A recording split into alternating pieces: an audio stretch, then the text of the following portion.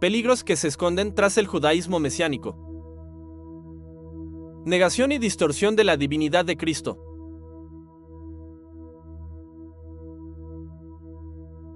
Aclaración preliminar. No tiene la intención esta clase de condenar o desaprobar a la capacidad humana de razonar. El razonamiento fue creado por Dios en el ser humano exclusivamente, y es maravilloso. Solamente queremos decir en el contexto exclusivo de esta clase, que la razón humana no alcanza para comprender y mucho menos para explicar a Dios. Nuestra seguridad en cuanto a cómo es Dios, solo dependerá de la fe que tengamos en lo que nos dicen las Sagradas Escrituras. Y por ellas inferimos y creemos sin lugar a dudas que Dios es un ser personal. Algo más fuera de eso que entendemos por lo que nos dice la Biblia, sería una invención humana. Sin embargo, si el tema que tratáramos fuera la existencia de Dios, veríamos cómo la maravilla del razonamiento nos aportaría pruebas irrefutables. El concepto, Ein Sof, en la Cábala, razón, contra fe. Ein Sof significa infinito, sin límites. El concepto de infinito en la filosofía griega es más viejo que el concepto cabalístico, Ein Sof, en casi 2000 años. El concepto de infinito, apeiron, aparece en la filosofía griega del siglo VI a.C. El concepto, Ein Sof, infinito, fue creado por los cabalistas en el siglo XIII después de Cristo. Ambos conceptos tienen el propósito de explicar racionalmente el origen de todas las cosas. Necesitamos repasar brevemente el origen de este concepto en la filosofía griega.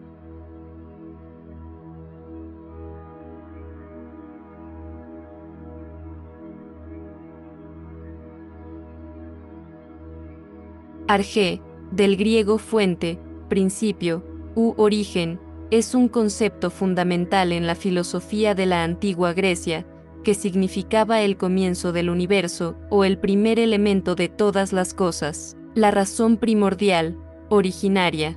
El filósofo griego Aristóteles destacó el significado de arjé como aquello que no necesita de ninguna otra cosa para existir, solo de sí mismo, es decir, como el elemento o principio de una cosa que, a pesar de ser indemostrable e intangible en sí misma, ofrece las condiciones de posibilidad de esa cosa.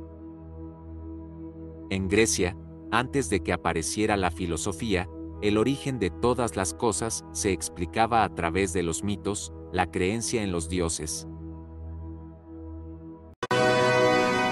En el episodio anterior conocimos la religión de los griegos, cómo interpretaban la naturaleza a través de los mitos. Los rayos eran provocados por la ira de Zeus y esas cosas, pero durante la época arcaica, más de 500 años después de aquella época de los héroes, fue apareciendo gente que buscó resolver los misterios de la naturaleza a través de la razón, el logos. Los pensadores griegos comenzaron siendo físicos y buscaron los secretos de la naturaleza. Esta búsqueda de conocimiento fue llamada filosofía, que significa amor a la sabiduría.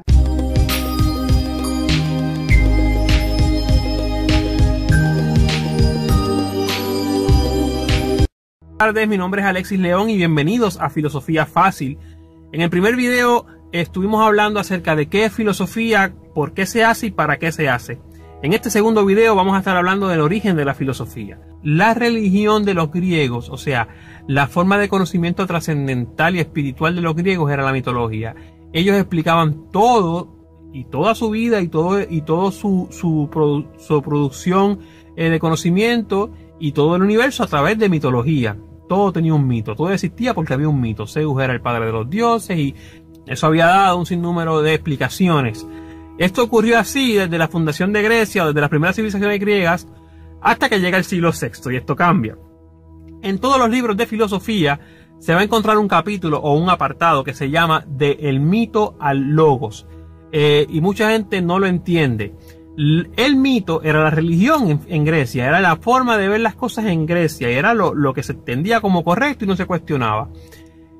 Cuando se decide pasar del mito al logos, es que el hombre decide, de cierta forma, dejar de explicar todo y de buscar el sentido de todo el universo en el mito y en la religión, en la mitología, que era la religión griega, y comenzar a usar la razón, una forma distinta de explicar la realidad. Como vimos, los filósofos desecharon la creencia en los dioses y trataron de explicar el mundo a través del razonamiento. Hubo una gran variedad de filósofos y de filosofías. Ellos explicaron el origen de todas las cosas desde distintos puntos de vista. Veamos algunos ejemplos. Tales de Mileto, siglo VI a.C., afirmó que el principio de todas las cosas es el agua. Anaxímenes, siglo VI a.C., para Anaxímenes el principio de todo es el aire. Heráclito, siglo VI, este mundo, que es el mismo para todos, no lo ha creado ninguno de los dioses o de los hombres, sino que siempre fue, es y será fuego eternamente vivo, que se enciende con medida y se apaga con medida. Empédocles, siglo V a.C., para este filósofo, el origen de todas las cosas, el arjé, se halla en estos cuatro elementos: aire, tierra, fuego y agua. Demócrito, siglo V a.C., el átomo. Pero entre estos filósofos, hubo uno que concibió el origen, o principio de todas las cosas, el arjé, como algo abstracto, o sea, no explicó el origen de todo basándose en algo material, como lo hicieron otros filósofos, sino en una creación del pensamiento. Anaximandro, siglo VI a.C., Apeirón. Apeirón es un término usado en filosofía por Anaximandro de Mileto para referirse al principio u origen, arjé, de todas las cosas. La palabra es la transcripción del griego to apeiron, sin límites, sin definición. En su sentido etimológico, el apeiron es lo que no puede limitarse, y por lo mismo, no tiene forma, no es definible. Apeiron significa lo indefinido, lo indeterminado, lo que no tiene fin. El apeiron es inmortal e indestructible, pero de él se engendran todas las cosas. Todo sale y todo vuelve al apeiron según un ciclo necesario. Veamos ahora la definición que encontramos en Wikipedia sobre Ein Sof. Ein Sof, del hebreo, sin límites, es el todo supremo que se menciona en la Cábala, aquello que podemos llamar de Dios en su aspecto más elevado, no siendo, en el sentido estricto de la palabra, un ser, ya que, siendo autocontenido y autosuficiente, no puede ser limitado por la propia existencia, que limita a todos los seres. De Ein Sof es que emanan las sefirot para formar el árbol de la vida, que es una representación abstracta de la naturaleza divina pleroma. Ein Sof es el no ser, un principio que permanece no manifestado y es incomprensible a la inteligencia humana. Hace alusión directa a un Dios increado, el cual está más allá de la creación, siendo diferente a esta, por lo que la creación, perteneciendo a una dimensión creada, de la nada, no puede comprenderlo. El apeiron de Anaximandro y el Ein Sof de la Cábala se parecen el uno al otro, como una gota de agua se parece a la otra. Apeiron. Siglo VI a.C. Ein Sof, siglo XIII después de Cristo. Sin límites. Sin límites. Indefinido. Indeterminado. No tiene forma, no es definible. Es el no ser, permanece no manifestado, y es incomprensible a la inteligencia humana. En su sentido etimológico, el apeiron es lo que no puede limitarse. No puede ser limitado por la propia existencia, que limita a todos los seres. Inmortal. Indestructible. Dios en su aspecto más elevado. De él se engendran todas las cosas. Todo sale y todo vuelve al apeiron, según un ciclo necesario. De Ein Sof es que emanan las sefirot, para formar el árbol de la vida.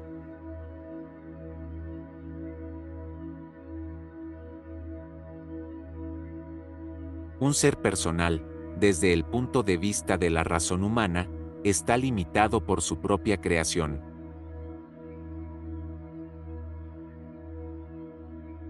Por eso es que tanto en la filosofía de Anaximandro como en la Cábala judía, el comienzo u origen de todas las cosas no es un ser personal, sino una substancia impersonal, infinita e indefinida, de la cual surgen todas las cosas por emanación, no por un acto de creación, y el alma del ser humano es parte integral de esa substancia impersonal.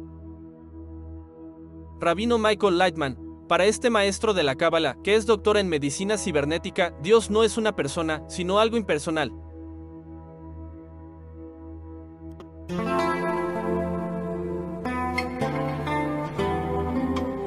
Bienvenidos a otro encuentro con el Dr. Michael Lightman, en el cual responderá unas de las preguntas más básicas en el tema de la Kabbalah.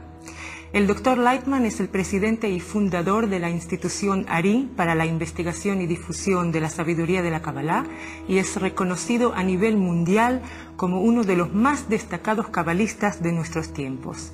Cuenta con un doctorado en filosofía y una maestría en medicina cibernética. Buenos días, Dr. Lightman. Hoy quisiéramos presentarle unas preguntas que nos hicieron nuestros alumnos de Latinoamérica, que en realidad son preguntas que surgen más y más en los últimos tiempos. Y para empezar, ¿podría explicarnos qué es la Kabbalah? La sabiduría de la Kabbalah es una ciencia. Es una ciencia antigua que nos explica cómo está hecha toda la realidad. Cuál es la ley general de la naturaleza, en donde todas las leyes que estudiamos en la física, en la química, en la psicología, en la fisiología, son simplemente leyes pequeñas, particulares de aquella ley general. Aquella ley general se llama Dios, Boré en hebreo, porque esa ley abarca toda nuestra realidad y la mantiene, y la trae a una cierta meta, y la sabiduría de la Kabbalah habla sobre esta ley. La enseña y la explica a cualquiera que la estudie. Pregunta un poco más delicada, ya mencionó el nombre. ¿Quién o qué es Dios? La sabiduría de la Kabbalah nos explica sobre Dios, que es la fuerza general que maneja toda la naturaleza, y esta fuerza el hombre la alcanza por sí mismo. Por eso Dios en hebreo es Boré. Viene de la palabra Bo-Re, ven y ve. O sea, el hombre puede acercarse, venir a aquella propiedad que se llama Dios y ver y sentir aquella propiedad. Y el hombre entonces con eso alcanza al Creador, a esa fuerza general de la naturaleza, y se une con ella como en un sistema integral. ¿Con Dios? Sí, y esta es la meta de la creación, que el Creador Dios quiere que nosotros lleguemos a su altura, a su nivel. Por eso vamos desarrollándonos todo el tiempo en el transcurso de nuestras vidas, y de generación en generación. El hombre es la única criatura en toda la realidad que se desarrolla, pero no termina su desarrollo, porque nosotros sí crecemos durante nuestra vida. Evolucionamos, pero no realizamos nuestro potencial de seguir desarrollándonos hasta la altura en donde abarquemos toda la naturaleza. Dice la entrevistadora. Hoy quisiéramos presentarle unas preguntas que nos hicieron nuestros alumnos de Latinoamérica, que en realidad son preguntas que surgen más y más en los últimos tiempos. Esto que dice ella es un hecho. Cada año que pasa los conceptos de la Cábala se difunden más y más. Dos cosas han pasado en el mundo para que esto esté ocurriendo así.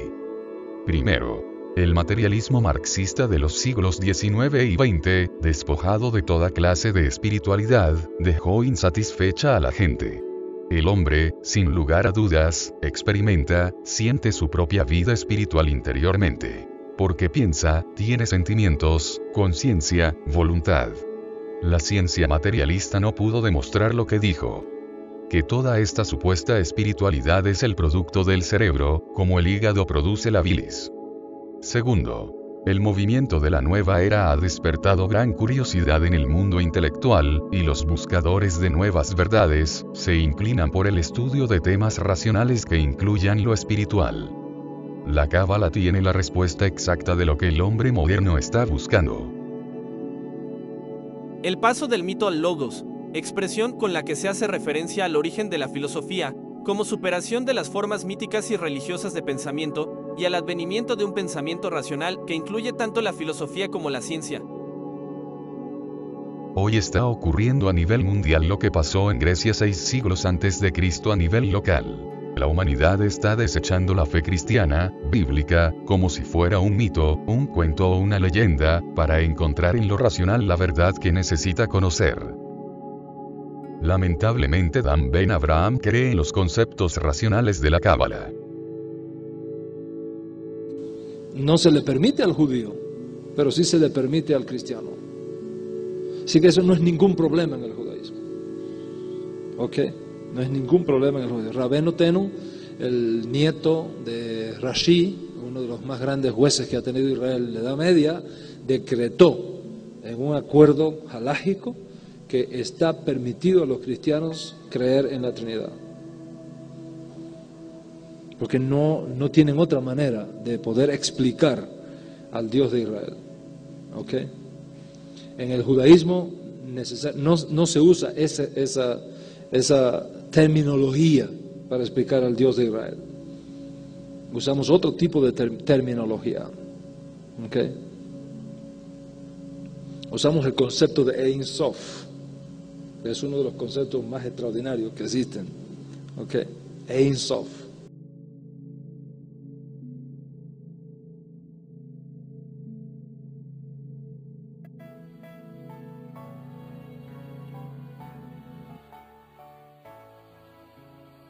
Creer en el apeiron, sin límites, del filósofo griego Anaximandro, o en el Ein Sof, el infinito, de los cabalistas, es un asunto racional, no de fe, puesto que nace de la reflexión del filósofo sobre los conceptos espacio y tiempo. Creer en un solo Dios, cuya existencia se da en tres personas, es algo completamente irracional, es un asunto de fe, en lo que enseña la Biblia. Creer en una fuerza, o energía universal, e impersonal, es un asunto perfectamente racional. ¿Por qué? Porque el filósofo observa que en la naturaleza existe un aliento de vida, en plantas, animales, y el hombre. También observa que en los elementos sin vida, hay leyes que los rigen. De ahí su razón deduce que existe una fuerza, o energía en la naturaleza. El concepto nace de la observación, no de la fe. Creer que el universo y el hombre existen, porque un Dios personal, con su palabra creadora dijo, sea hecho, y las cosas se realizaron tal y como dijo, es algo mítico, irracional, para el hombre moderno. No es una creencia que puede sostenerse con la razón, sino con la fe. Sin embargo, es muy racional, creer que el universo y el hombre existen, porque una ley, una fuerza, o una energía cósmica impersonal, emanó de sí todo lo que existe. Creer en que una ley, una fuerza, o una energía impersonal e infinita, está en todas partes, y que toda la naturaleza está integrada a ella, es algo perfectamente racional, puesto que nace de la observación. Ya dijimos que la reproducción de la vida, y las leyes que rigen el universo, obviamente hacen creer al filósofo o al científico, que en el cosmos existe una energía escondida o misteriosa. Ahora bien, creer en un Dios personal, que es omnipresente, o sea, que tiene presencia universal, es un asunto de fe, basado en la Biblia. ¿A dónde me iré de tu espíritu? ¿Y a dónde huiré de tu presencia? Si subiera a los cielos, allí estás tú. Y si en el Seol hiciera mi estrado, allí tú estás. Si tomara las alas del alba, y habitara en el extremo del mar, aún allí me guiará tu mano, y me asirá tu diestra. Dice así la Escritura. Y el Señor, después que les habló, fue recibido arriba en el cielo, y se sentó a la diestra de Dios. Jesús dijo, porque donde están 2 o 3 congregados en mi nombre, allí estoy yo en medio de ellos. ¿Cómo puede ser esto, si Cristo es una persona limitada en el espacio, sentado a la diestra del Padre? ¿Cómo puede suceder que un ser personal, con cabeza, tronco y extremidades, pueda estar en todas partes, y al mismo tiempo en que están reunidos quienes lo adoran? Completamente irracional. Pero eso es lo que dice la Biblia, y los cristianos lo creemos por fe. Creer que en Cristo se conjugan las dos naturalezas, la divina y la humana, es completamente irracional. Es una creencia basada en la fe bíblica. La razón no tiene nada que ver con esto.